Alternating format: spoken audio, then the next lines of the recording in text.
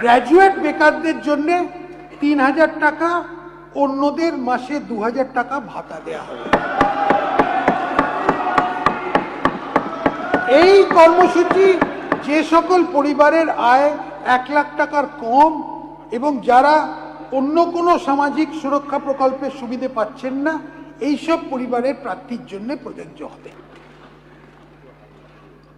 ২১ থেকে ৪৫ বছর বয়সী যোগ্য শিক্ষিত বেকার যুবকদের মাসিক ভাতা দেওয়ার উদ্দেশ্য অক্টোবর ২০২৬ থেকে ভরসা কর্মসূচি চালু করা হবে।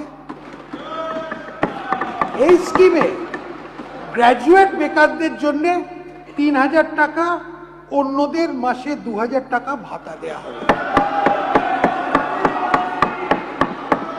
এই কর্মসূচি যে সকল পরিবারের আয় ১ লাখ টাকার কম এবং যারা অন্য কোনো সামাজিক সুরক্ষা প্রকল্পের সুবিধে পাচ্ছেন না, এইসব পরিবারের প্রার্থীর জন্য প্রযোজ্য হবে।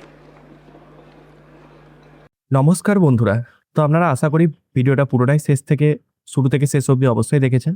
তবু যদি বুঝতে না পারেন আমি সংক্ষেপে আপনাদেরকে বলে দিচ্ছি। এই যুবশক্তি প্রকল্পের টাকা আপনাদের অ্যাকাউন্টে অক্টোবর থেকে ঢোকা শুরু হবে। আর এই প্রকল্পে কারা আবেদন করতে পারবেন?